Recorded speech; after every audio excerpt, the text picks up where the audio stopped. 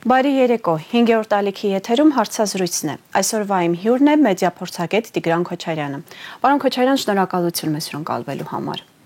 Երեկոյան տեսանք, թե բռնի ուժի անհամաչափ ինչպիսի կիրառմամբ անհայտ ուղղությամբ իրավապահները տարան փաստաբան Ալեքսանդր Կոչուբաևին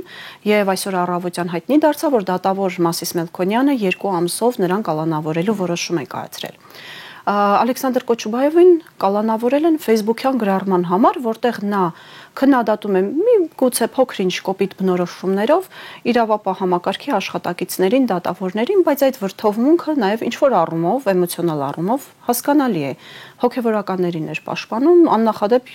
իրողություններ են տեղի ունենում։ Հիմա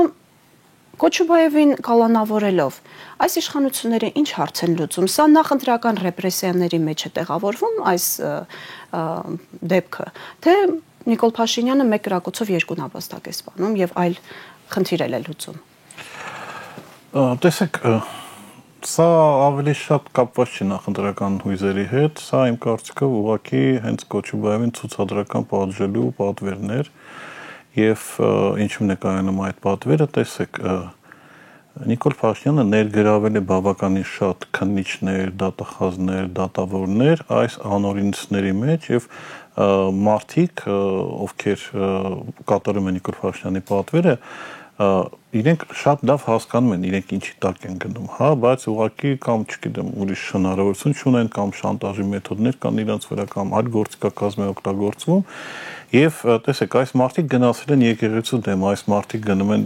ջարդում են գանձարանները եկեղեցու, հա, այս մարդիկ գնում են կալանավորում են սրբազաններին, այսինքն իրենք անցել են որոշակի կարմիր գծեր եւ անցել են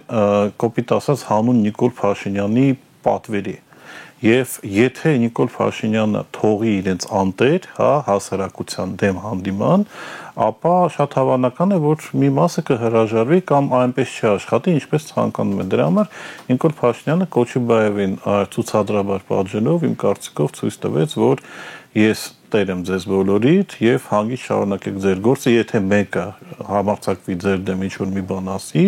ինքը կընկնի Կոչուբաևի օրը եւ նաև այդ ցուցադրական, հա, ասֆալտին պարկեսները դա նաև ուղղված է նաև այլ մարդկանց, ովքեր կփորձեն այսպես թե այնպես ինչ-որ մի հռետորաբանությամբ խիստ դատավորների կամ դատախազների հասցեն որևէ բան ասեն, այսինքն Ճնշում են նաև ընդդիմադիր հայացքներ ունեցող փաստաբանների նկատմամբ, որպեսզի իրենց ինքը ասում է, եթե դուք դատավորների, չգիտեմ, դատախազների, այսինքն ուժայինների հանդեպ այսպիսի հռետորաբանություն ցուցաբերեք կամ փորձեք մի այլ ձևով խոսել իրենց հետ, ապա ձեր ապագան Կոչուբաևի ապագան է։ Եվ երկրորդ նաև բաղադրիչը կա Կոչուբաևը բավականին ակտիվ է, ինքը բավականին սուր լեզու ունի եւ ինքը խարիզմատիկ է եւ ինքը բավականին հետաքրքիր բաներ է ասում, որը կարող է դուր չգալ շատերին այդ թվում նաև իշխանության մեջ, դրա համար ժամանակավորապես Կոչուբաևին, այսպես ասենք, առանձնացնել ակտիվ քաղաքական կյանքից, դա էլ է Նիկոլ Փաշինյանի ձեռնտու։ Իսկ փաստաբանական համայնքը ինչ պետք է անի, արդյոք ինչ-որ ուղիներ անի քայլեր ձեռնարկելու, որպեսզի խուսափի շանտաժից, այս իշխանական շանտաժից։ Տեսեք, ինչ քայլեր անի փաստաբանական համայնքը, միևնույն է, քանի որ այսպես ասենք, Չագուչը Նիկոլ Փաշինյանի ձեռքում է, շատ հավանական է, որ շատերին այդպիսի ճակատագիր սպասի, եթե իրենք Կոչուբաևի նման այդպես խիստ արտահայտություններով անեն, այստեղ ավելի շատ պետք է համերաշխային մոտեցում այս հարցին, այսինքն միանգամից կտրուկ չպատասխանել, բայց նաև փաստաբանական համայնքը, եթե ինքը կարողանա միավորի մի քանի 100 մարդ, այսօր արդեն քննարկվում էր հնարավոր գործադուլի հարցերը, հնարավոր, չգիտեմ, գուցե բոլորը Կոչուբաևի ստատուսը տեղադրեն իրենց էջերում եւ մի փոքր շատ հետաքրքիր կլինի ինչպես է իշխանությունը կալանավորելու եւ բերման ենթարկելու 300-400 փաստաբան, հա, այսինքն ձևերը կան, բայց պետք է հասկանալ, որ ինչքան էլ մեզ փորձում են հմեկով համոզել, որ սա տոտալիտար, սա 36-7 թիվը չի, սա 36 եւ 37 թիվն է, ավարտելով Կոչուբաևի բերման ենթարկելու այդ խայտարակ սցենարի մասին խոսելը, տեսեք, մի քանի օր առաջ Մերձավան համայնքից կալանավորեցին մարդասպան, հա, կամ առնվազն պատվիրատու, կամ այդպես է ասում քննությունը, կամ գլխավոր կասկածյալին, շատ սիրալիր, շատ հանգիստ, հա, ուղղակի ինչ-որ ձեռնաշղթա, քայլելով ոստիկանի կողքը, հա, նստեց մեքենայի մեջ, ավելին լրագրողին թույլ տվեցին հարց տալ իրեն, մարդը որոշեց չպատասխանի, հա, առնվազն մարդասպանություն պատվիրելու մեջ մեղադրվող անձ էր, հա, եւ Կոչուբաև, որը Facebook-ում ինչ-որ բան է ասել, պատկերացրեք ինչքան է այս անհամաչափությունը, որ նույնիսկ իշխանությունների հլու հնազանդ ծառան, հա, որը մարդու իրավունքների պաշտպանի պաշտոնի է հիմա նստած, նույնիսկ ինքը որոշակի բողոք ներկայացրեց, որ sense բաներ չեն անում։ Եվ սա, ելի եմ ասում, սա փորձարկում է մարդկանց առաջին անգամ չէ որ մարդու ստատուսի համար են տանում, բայց սա առաջի փորձակալն էր փաստաբանական համայնքի ուղղությամբ, որ փաստաբաններ դուք իրավունք չունեք ձեր սեփական կարծիքը ունենաք, ավելին բացի ունենաք իրավունք չունեք դա արտահայտեք։ Խայտառակ գործողություններ տեղի ունեցան նաև Արագածոտնի մարզի առաջնորդարանում, երբ որ թեմի առաջնորդին էին տարել անհայտ ուղղությամբ տեղեկություն չունեին, թե որտեղ է նա, նրա հետ միասին եւս 6 քահանայի անհայտ ուղղությամբ, մյուս 6-ին տարել էին քննչական կոմիտե եւ փաստացիորեն ամբողջ թեմը մեկուսացվել էր, հա, փակվել էր, չէր աշխատում, կասեցվել էր թեմի գործունեությունը։ Եկեղեցու դեմ պատերազմը ինչ նոր շրջադարձեր կարող է ընդունել։ Նիկոլ Փաշինյանը մարտավարությունը փոխել է, թե հիմա ուղղակի անցել է ձեր ասած մուրճի մեթոդաբանությանը, մուրճով հարվածելու է։ Սա մի փոքր գլոբալ հարց է, տեսեք, այստեղ որոշակի չափով նաև եկեղեցու մեղքը կար, որովհետև ես համոզված եմ, որ եթե ժամանակին մի անգամից կարգալույց արվեր այդ հովանավանքի դեզուս շիֆրում իրան Տեր Արամ ասել, հետո Անավենքի երիտասարդը այն ժամանակ բավականին շատ հարցեր կլուծեն։ Շատերը ասում են, որ նույնը կկրկնվեր, այո, միգուցե նույնը կկրկնվեր, բայց առնվազն այդ մարդը պարակտիչը, հա, բանսարկուն ինքը արդեն կարգալույց արած վիճակում կլիներ եւ այնտեղ մի փոքր վիճակ կփոխվեր, ուրիշ քահանաներ չէին առիթավորվի այս ամեն ինչով, հա, բայց եւ դա գլոբալ հարց է, ովքեր է խորհուրդ տալիս կաթողիկոսին, այդ մարդկանց մեջ պետք է իմ կարծիքով փնտրել նաև Նիկոլ Փաշինյանի կողմից ներդրված մարդկանց, ովքեր փորձում են ուղղորդել եկեղեցին այլ ուղղությամբ եւ այն ուղղությամբ, որը ձեռնտու է իշխանություններին։ Իսկ համոզել վեհապարին եւ բարձրադիր բարձրագույն եպիսկոպոսներին, արքեպիսկոպոսներին, որ չի կարելի պատասխանել, որովհետև դա ձեռնտու է Փաշինյան, մենք տեսանք, որ միևնույնն է ինքը անելու այն, ինչ որ ինքը ցանկանում է անել, ուղղակի ժամանակ է կորում։ Ավելին ես ձեզ ասեմ, առանց թող չնեղանան, հա, այդ մարդիկ, բայց առնվազն նաև պետք է այն մոտեցում ցուցաբերվի սրբազաններին պաշտպանող, հատկապես Միքայել Սրբազանի պաշտպանող գործով զբաղվող փաստաբանական խմբի հանդեպ, որոշ անձանց հանդեպ, որովհետև մենք տեսնում ենք փաստացի Նիկոլ Փաշինյանը օգտագործեց այն պահը, որ փաստաբանները համոզել են Միքայել Սրբազանին դուրս գալ ուրեմն Մայրաթորի տարածքից, հա, չնայած ինքը բավական լավ պաշտպանված էր եւ այնտեղ ժողովուրդը հավաքվում եւ հավաքվում էր եւ ավելին նաեւ համոզեցին իրենց խոսքերն եմ կրկնում, այդ փաստաբանի խոսքերն եմ կրկնում, համոզեց, որ Միքայել Սրբազանը չառաջադրվի որպես վարչապետի տեխնացու։ Փաստացի երկու պաշտպանիչ շերտ, այսպես ասենք, երկու զրահ բաճկոն Միքայել Սրբազանից հանվեցին եւ Միքայել Սրբազանը հայտնվեց բանտում, ավելին նույն փաստաբանական խումբը որևէ բան չկարողացավ ձեռնարկել, որպեսզի ինքը չստանա առավելագույն ժամկետը, հա, 2.5 տարի Սրբազանը ստացավ 2 տարի եւ ես էլ եմ ասում սա առնվազն այլ բաների մեջ չմտնենք, որովհետեւ հարցեր է առաջացնում եւ նաեւ ցույց է տալիս, որ այդ մարդիկ առնվազն այդ ուղղությամբ չեն կարողանում, չեն տիրապետում իրավիճակին, միգուցե այլ բան են պատկերացնում, միգուցե իրենց մտքին ինչ-որ այլ բան է, ես էլ եմ ասում, սա քանի որ մենք միշտ հաստատ չի, մենք տեսել ենք այն ինչ տեսել ենք, եւ մենք տեսել ենք, որ այդ կոնկրետ մի մարդու փաստաբանական ծառայությունները այդքան էլ օգուտ չբերեցին առնվազն Միքայել Սրբազանին եւ ես զարմանում եմ, որ հիմա շարունակությունը արդեն Արագածոտնի Սրբազանի հետ կապված էլի նույն մարդիկ իր կողքն են։ Իմ կարծիքով Էլեմ ասում ամենայն հարգանքով իրենց անցած ճանապարհների, գիտելիքների, բայց փաստացի մարդկանց մոտ չի ստացվում։ Եթե քո մոտ չի ստացվում, մի կողմանցի, միգուցե այլ մարդկանց մոտ կստացվի։ Եվ էլեմ ասում, առնվազն այն ինչ որ կատարեց Միքայել Սրբազանը, երբ որ բացի ամեն ինչից, որ ինքը բանտարկվեց, հա, նաև ոնց որ թե մի քիչ ժողովրդի բանը կոտրվեց,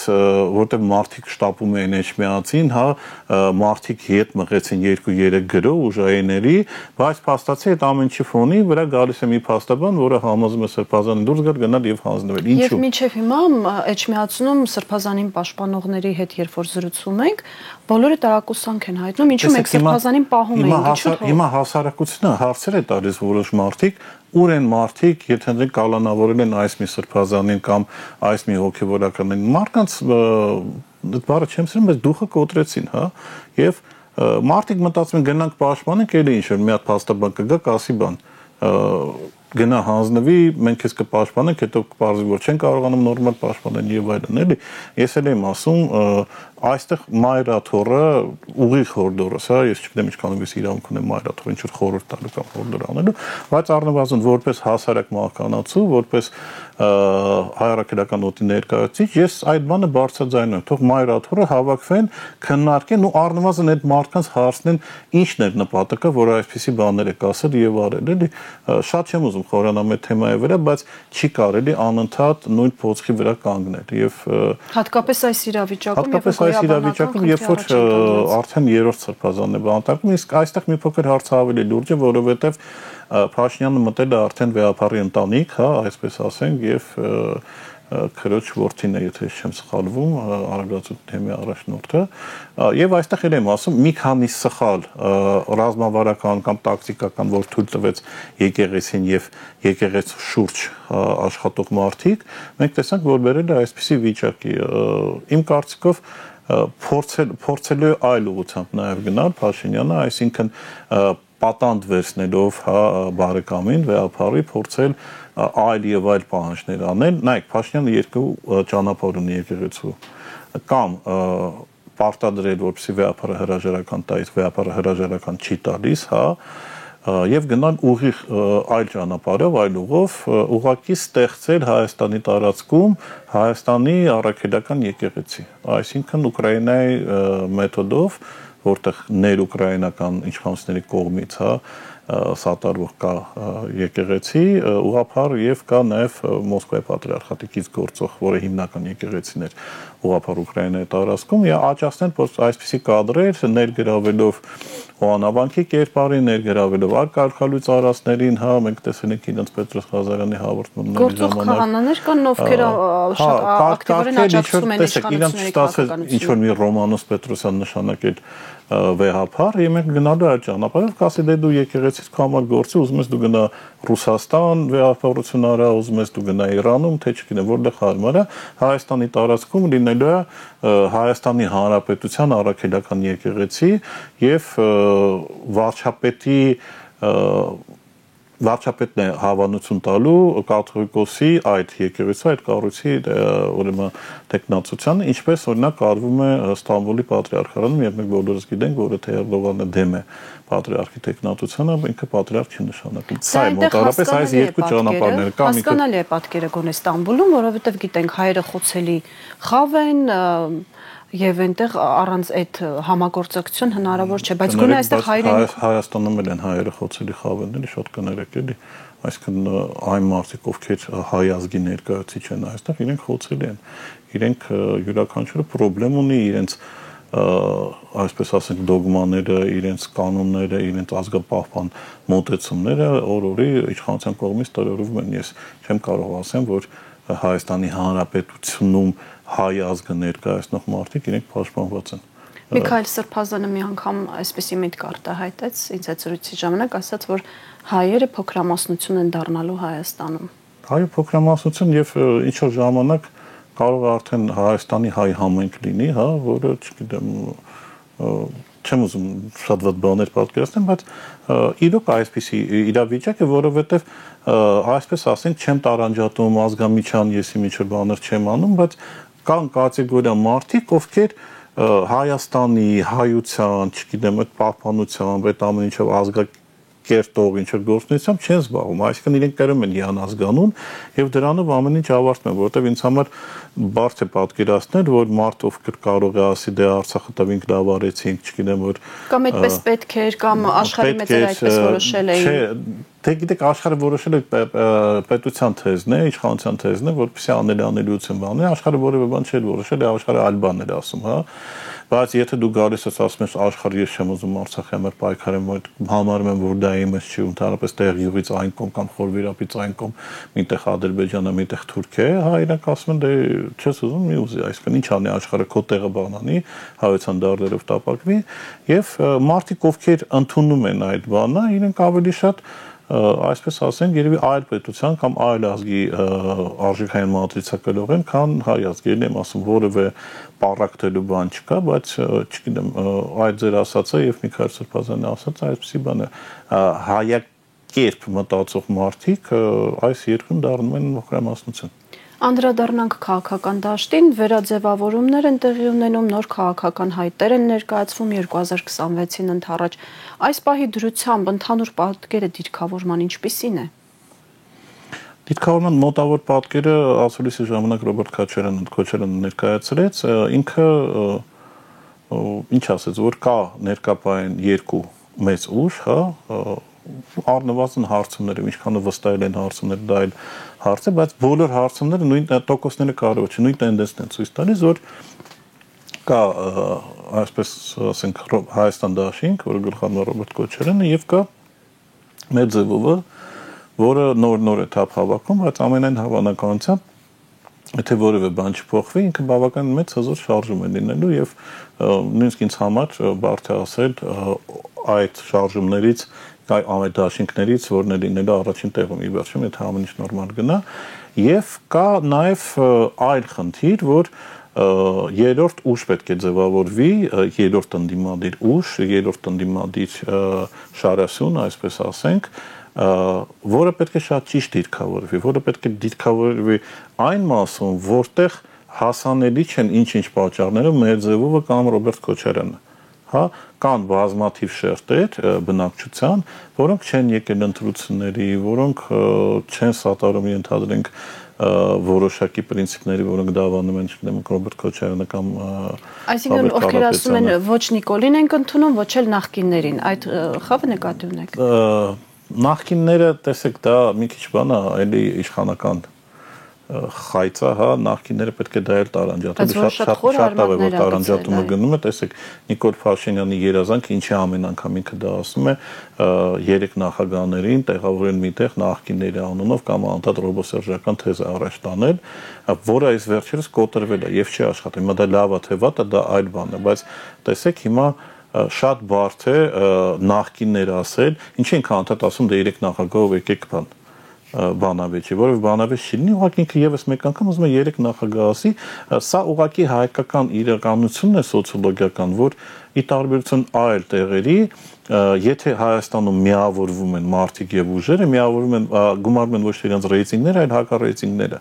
Եվ եթե 3 նախագահ գնան մի շարժումով, հա, կամ պատկերացրեք, եթե Վարդան Ղուկասյանը եւ Մարտուն Գրիգորյանը միավորվեն, հա, Վարդանի սատարողները իհարկե կհրաժարվեն Մարտունին ինչ-որ ձևի ընդունել, Մարտունին բան, ի վերջո իրանք ունենան ոչ թե 35%, այլ կունենան 5%։ Նույնն էլ այստեղ է, սա սիրված կոնստրուկցիան է Փաշինյանի նախկիններ, ռոբոսերժականներ եւ դա ինքը շատ մեծ հաջողությամբ 21 թվին կիրառեց։ Այստեղ արդեն բարդ է կիրառել, որովհետեւ եթե երկրորդ նախագահան գնում է իր ուղղությամբ, հա, երրորդ նախագահան իր ուղղությամբ է գնում, չգիտեմ, Սամվել Կարապետյանը իր ուղղությամբ է գնում, Արման Թաթյանը իր ուղղությամբ է գնում, այլ մարդիկ Բարգավաճ Հայաստանի իր ուղղությամբ է գնում, այստեղ արդեն բարդ է, այստեղ բարդ է բոլորին հավաքել։ Ինչ պետք է անել ընդդիմությանը, ուրեմն առաջինը դադարեցնել փոխադարձ հարձակումները իրար վրա, հա, ընտրությունների ժամանակ յուրաքանչյուր ուժ պետք է հավաքագրի մաքսիմալ քանակությամբ իր աջակիցներին, այսինքն եթե դու ունես քո նախնական հաշվարկներով քեզ աջակցում են մոտ 200,000 մարդ, հա, ուրեմն դու առնվազն ընտրությունները պետք է 150-ից 180,000 այդ մարդկանց հանես տանես ընտրությունների։ Սա է ամենակարևորը, ոչ թե ասես ոնց անեմ, որ այդ 200,000 մարդուց եւս մի քիչ հիասթափվեն ու այդ ուժի համար 50,000 մարդ գնա, այլ ոչ։ դու զբաղվես քո էլեկտորատով, այն ուժը զբաղվի իր էլեկտորատով։ Սա ամենակարևորն է։ Երկրորդը պետք է շատ ճիշտ դիրքավորվել, այսինքն դու շատ լավ պետք է հասկանաս ով է քո հնարավոր ընտրողը, ով քո հնարավոր ընտրողը չէ։ Այսինքն եթե դու կոպիտ ասած սոցիալական ուժ ես, երևի թե պետք չի գնալ, չգիտեմ, Արցախից խոսել, անվտանգությունից խոսել, որովհետև դա քոնը չի։ Եթե դու ժողովրդականացած պրադվինուտի ես, հա, դու ուրեմն պետք է գնաս եւ աշխատես այդ կատեգորիաներից, որոնք սովորաբար ընդհանուր ընտրությունների չեն գալիս, հա, IT-ի բնագավառնա, չգիտեմ, այդ ռաֆինացված ինտելիգենտները, չգիտեմ, բրիօրինիմալերով երիտասարդները, այսինքն ամեն մեկը իր բանը պետք է ընդունել եւ ամենակարևորը պետք է հասկանալ, որ այս ընտրությունները ապագայում կարիերա զարգացնելու, չգիտեմ, մի փոքր կուսակցության ռեյտինգը աճացնելու, չգիտեմ, երևալու, չգիտեմ, 1% հավաքելու ընտրություններ չեն։ Սա վերջնական ընտրություններ են, տեսեք, Ռոբերտ Քոչարյանը, Սամվել Կարապետյանը իրենք մտել են այդ բանի տակ, պատասխանատվության տակ, հա, իրենք մտել են այն բանի վրա, որ հիմա փողոց լինի արտահայտ լինի, դա այլ հարց է, բայց եթե լինելու են ընտրություններ, իրենք այդ պատասխանատվությունը իրենց վրա վերցրել են իշխանության դեմ պայքարելու։ Այսինքն, տեսեք, Սամվել Կարապետյանը շատ հանգիստ կարող է պայմանավորվել իշխանությունների հետ, հա, դուրս գալ գնալ Ռուսաստան, կոպիտ ասած, հա, իրեն որևէ բան, բայց ինքը գերադասում է այս վիճակը։ Ռոբերտ Քոչարյանը ժամանակին կարող էր ընդհանրապես Հայաստան չգալ եւ ինչպես շատ փախածներ, հա, մնար եւ Ռուսաստանից կամ չգիտեմ այլտեղից ստատուսներ գրեր կամ ինչ-որ կոչեր գրեր։ Չէ, չարես պատասխանատվություն զգաց եկավ բան։ Այսինքն այս մարդիկ, ովքեր մտածում են, որ մի քիչ ստեղ PR-ում, հետո գնամ քաղաքապետի ընտրությունների տեխնացությունից դնեմ կամ 2% հավաքեմ լրիվ լավը միացտուգեմ ուժը, չէ, տղաներ եւ աղջիկներ, սա այդ ընտրությունը չի։ Բայց իրենք լինելու են, այդ մասը լինելու է։ Եթե դու 2%-անոց տղա ես, հա, դու մենակ մի ուղղություն ունես։ Գնալ, միավորվել ավելի խոշոր ուժին, որը քեզ Հայաստանից համապատասխանում է։ Պատկերացեք, ելի եմ ասում, քաղաքական պալիտրան ընդդիմադիր խոշոր ուժերի այդպիսին է, որ յուրաքանչյուր փոքրը կարող է իր տեղը գտնի այդ մեծ ուժերի մեջ տեղավորվել։ Եթե չես տեսնում քեզ այդ ուժերի մեջ, հա, քավլիցի, մի փոքր հանգստացի, այս մի ընտրություններին մի մասնակցի, հա, կարևորը այն խոշորները, իրենք Գյումրիի մոդելը, Վաթայել մոդելը աշխատելու, իրենք ի վերջո հավաքեն այդքան տոկոս, որ կարողանան իշխանափոխություն կատարեն եւ Նիկոլ Փաշինյանին հեռացնեն իշխանությունից։ Ելի եմ ասում, եթե դու այդքան բանը չես հասկանում ու շարունակում ես ընտրապայքարը, իմանալով, որ եղած-շեղածդ կես տոկոսա կամ մի տոկոսա, ուրեմն դու Նիկոլի դաշտում ես խաղում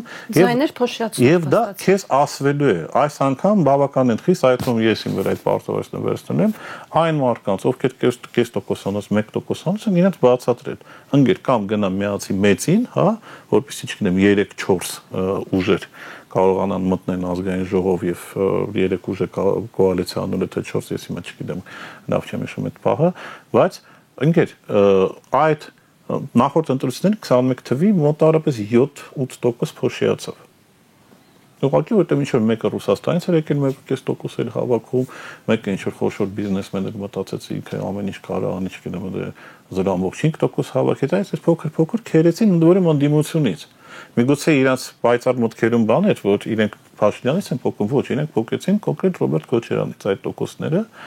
եւ մենք ունեցանք այն ինչ որ ունեցանք։ Սա բավականին լուրջ ընտրություն է լինելու, եթե լինի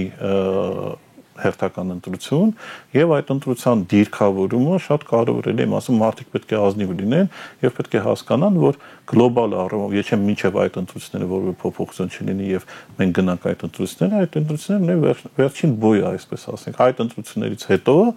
եթե հանկարծակի ընդդիմության ռազմավարական սխալներ լինեն կամ տենց կիսաանգրագետ PR-ի մեռած ինչ-որ քաղաքական գործիչներ լինեն եւ այդ ամեն ինչը խանգարի եւ Նիկոլ Փաշինյան վերարտադրվի, մենք արդեն գիտենք ինչ է լինելու, հետեւից գնալու է սահմանադրական հանրակրթություն, Նիկոլ Փաշինյանը կստանա հերթական մանդատ ինչ ուզի կանի եւ այս 37 թիվը, այսպես ասենք, որը մենք մտածում ենք իրական 37 թիվ կդառնա, որտեղ ասես քանից հետո սա են արել։ Ել եմ ասում եւս մեկ անգամ եւ չգիտեմ, երբ արդեն կլինի այստեղ գալ եւ անդադար կրկնել եւ այս անգամ կրկնեմ, եթե դու չես հավաքում անցողի քշեմը, հա,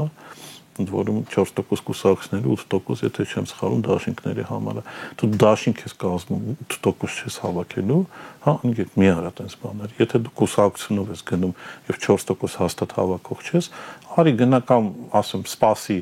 հաջորդ ընտրությունների, հա, որում ժամանակ կա, հատկապես եթե դու այդպես երիտասարդ քաղաքական գործիչ ես քեզ պատկերացնում, այս ընտրություններին գնա աջակցի մեծերին, խոշորներին, որ ստացվի։ Այդ պարագայում որոշակի բաներ կստացվի։ Տեսեք, շատ բարդ է լինելու իշխանությունը 1001 կեղծիք կարող է դիմի ճնշումների, բռնաճնշումների, Մոլդովայի մոդելով կարող է աշխատել եւ այլն, բայց այստեղ էլ եմ ասում, կարևոր է գոնե այնտեղ տոկոս չկորցնել, որտեղ պետք չի տոկոս կորցնել։ Էլ եմ ասում, պետք չի փոխադարձ պատերազմով ոչնչացնել սեփական ռեյտինգը, որովհետև այսպես ասեմ, կոպիտ ասած, եթե մարդիկ մի քաղաքական ուժի դեմ են աշխատում ռեյտինգը իջացնելու, մտածում են, որ այդ քաղաքական ուժի աջակիցները հետո գալու են իրենց ընտրեն, բացարձակապես այդպիսի բան չի, ավելի աջակիցները իրենց դեմ կաշխատեն, մեկ, երկրորդը չեն գա ընտրությունների ընդհանրապես։ Դրա համար այստեղ պետք է բան անել, ամեն մեկը զբաղվի իր գործով, որ եմ ասում, սա փոքրների առաջ խաղացման ընտրություններ չի։ Սա խոշոր անդիմադիր խաղացողների, պատասխանատու խաղացողների ընտրություն է։ Պարոն Քոչարյան, իսկ արդեն քաղաքական հայտ ներկայացրած ուժերի մեջ կան, ուրվագծվում են արդեն այդ 2% կամ 1% հավաքողներ։ Ես տեսել եմ մի քանի մարդ, իրոք, այն եմ ասում, որևէ անձնական վատ վերաբերմունք չունեմ, բայց կան, տենց է ստացվել, որ կան ռուսերեն ասում տիժելավեսներ, հա, ծանր հրետանի, ծանրաքարշ մարդիկ, հա, քաղաքականապես, եւ կան փոքրներ։ Հիմա փոքրները թող մի քիչ բան անեն, խոսան, հանդիպեն, բան անեն, բայց գալու է արդեն սոցիոլոգիայի ժամանակը եւ արդեն երևալ է մոտարապես ով ինչ է անելու եւ այստեղ էլ եմ ասում, պետք է ասել, որ չգիտեմ, սա ինձ ցույց է տալիս 1%, իմ մոտ իրականում 10%, այդպես չէ, ինձ մի Ռուսաստանաբնակ տեխնացուներից մեկը համոզում էր, որ 21 թվին 20% ունի Քոչարյանը, 20% Փաշինյանը, մնացած 60% իրենցից ձզում են եւ քվեարկելու են իր օգտին։ Այս վարյան ասի քո օգտին 1%-ի կողմերն են քվեարկելու, փոքր նեղացավ, բայց հետո փաստացի եղավ այն, ինչ որ եղավ եւ նա իրոք 1 թե 1.5% հավաքեց։ Այսինքն այստեղ էլ այդպիսի բաներ հաշվարկներ անել, ասել, որ եթե բոլորը ընտրապայքարից դուրս գան եւ մենք ինչ որ բաներով մտնենք ընտրության մեջ, ոչ, ժողովուրդը նորերին ընտրելու է մեն ժամ, եթե նորին ծանոթ է, հա, իսկ դու նոր ես բուսնել, հա, ու մտածում ես, որ միջև մի կոպեկ փող ունես ծախսելու վրա կամ չգիտեմ գնաս միջև լրագրողներդ աշխատես, չէ որ ընտրությունների ամենակարևոր պայմանը, որ ժողովուրդը գոնե քո մասին իմանա, իսկ այդպիսի մարդիկ քաղաքական դաշտում այդ թվում ընդդիմադիր շատ քիչ են, հա։ Այսինքն Նիկոլ Փաշինյանի բացասական փորձը մեր հանրությունը արդեն ընկալել է եւ չի ուզում նոր փորձարկումներ անել, ճիշտ եմ հասկանում։ Գիտեք, ժողովուրդը կարող է ուզենա նորություն, թարմություն, բայց ոչ Նիկոլ Փաշինյանի տեսքով, հա։ Այն ժողովուրդը, որը փոշմանել է Նիկոլ Փաշինյանի հետևից գնացել, այսինքն եթե ինքը տեսնել է նոր մարդ, ինքը փորձել է հասկանալ ինչքանով լուրջ է այդ մարդը, հա։ Եվ ել եմ ասում ամենայն հարգանքով շատերին, եթե դու ընտրություններից կես տարի առաջ ես բուսնում ու փորձում ես քեզ լուրջ ձևացնել, կներեք դա անլրջություն է։ Եթե ուզում եք լուրջ լինել, ուներ 2023 թվականից, հա, 21 թվականից ժամանակ ուներ, այդ ժամանակ լրջությունը ցուցաբերեր։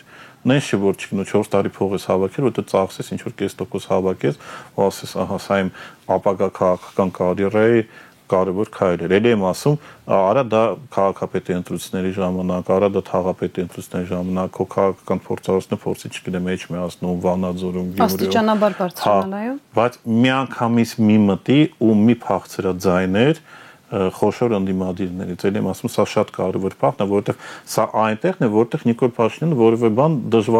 դժվարան անի, եթե չունենա այսպիսի աջակիցներ, էլ եմ ասում, մարդ կարող է իրոք ատի Նիկոլ Փաշինյանին, իրոք ցանկությունն է, որ Նիկոլ Փաշինյանը չվերընտրվի, բայց այդ իր անխոհեմ ջահելական ինչ-որ քայլով բերի նրան, որ ու առնվազն չգիտեմ, խոշոր 3-4 ընդդիմադիր ուժերից ինչ որ տոկոս փոկի, այդպիսի բան անել պետք չէ։ Իսկ մեր ընդդիմության ձեր նշած ծանրաքաշ ուժերը որքանով են պատրաստ արտահերթին։ Հավանական է, չէ՞ որ օրինակ Փաշինյանը որոշի արտահերթի գնալ։ Ես մի քանի անգամ ասել եմ, որ չի գնայինք արտահերթ ընտրությունների, որովհետև Փաշինյանը շատ լավ հասկանում է, որ իր անվտանգության թիվ 1 երաշխիքը իր իշխանության ղեկին գտնվելն է։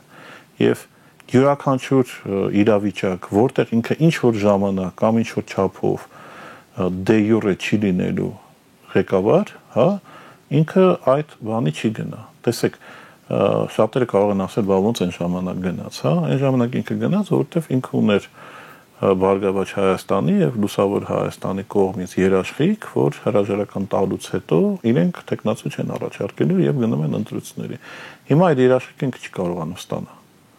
Եվ չստանալով այդ երաշխիքը եւ չլինելով Հայաստանի Հանրապետության վարչապետ, կա որոշակի ռիսկայնություն։ Հիմա դա կարող է լինել 0.1% կամ կարող է լինել 99%, բայց այն պատկերացումը, որ կարող է ինչ-որ բան լինի, հա, եւ օրինակ Արմեն Աբազյանի նման ինչ-որ մեկը չուզենա հրաման կատարի, հա, այդքան տարիներից հետո իր համար ուղղակի այն բանն է անում, որ պետք է մաքսիմալ մնալ իշխանությանը եւ ձգել մինչեւ ընտրությունները, որովհետեւ հակառակ պարագայում մենք շատ արագ կգնար արտահերթի։ Բայց այլ բացել եմ ասում, այն փաստը, որ որոշակի ժամանակ դե յուրե ինքը դադարել է լինի Հայաստանի Հանրապետության վարչապետ, իր համար խնդիր է։ Հերթական ընտրությունները իր համար ինչով է հարմար, նաև որ ինքը կարող է ուղղակի արձակուրդ վերցնել եւ զբաղվի այդ իր ընտրապայքարով։ Դրա համար տեսեք, այս խոսակցը մոտավորապես 1 տարի տևում է եւ 1 տարի ես ասում եմ այս արգումենտը, որ այսպես անել չի կարելի։ Ընտրությունների պահով մի հատ վերջնական բան ասեմ, որ տեսեք, եթե միավորվեն խոշոր ուժերը մի բլոկի մեջ, ինչպես շատերը հորդորում են եւ օրինակ շատ մարդիկ ովքեր հերո են քաղաքականություն, ասում են դե միավորվեք, հաղթեք ընտրություններից առաջ, տեսեք, միավորվեցին խոշոր ուժերը եւ ընտրությունից առաջ կենտրոնական հանձնաժողով ընտրությունից անում է իրենց ինչ են անելու։ Հա, այսինքն այստեղ պետք է շատ ուշադիր լինել։ Փառք Աստծո, Մոլդովայի ընտրությունները մեզանից առաջ էին եւ մոտարապես մենք տեսանք հնարավոր գործիքակազմ իշխանության, որը կարող է լինի։ Ուղղակի ամենամեծ տարբերությունը Մոլդովայի եւ Հայաստանի այն է, որ Հայաստանում ընտրություններին մասնակցել են Հայաստանի տարածքում գտնվող քաղաքացիները։ Մոլդովայում իշխանությունը Մոլդովայում պարտվեց, բայց հաղթեց ի շնորհիվ դրսի քվեարկած մոլդովացիների։ Մոլդովական սփյուռքի հաշվին։ Այսինքն այստեղ այդ ամեն ինչը պետք է հաշվարկվել, որ կուսակցություններին կարող են վերջին պահին հանեն, որ կալանավորեն, լրատվամիջոցներ փակեն եւ այլն, այդ հաշվարկները այդ արդեն շատ կներեք, այդ խոշոր ընդդիմադիր քաղաքական ուժերը, ասենց ժողովրդական լեզվով ասած մեծ ձյաձաներ են, իրենք ինձ թվում է շատ լավ հասկանում են ռիսկերը ոնց են, ինչ են, որովհետեւ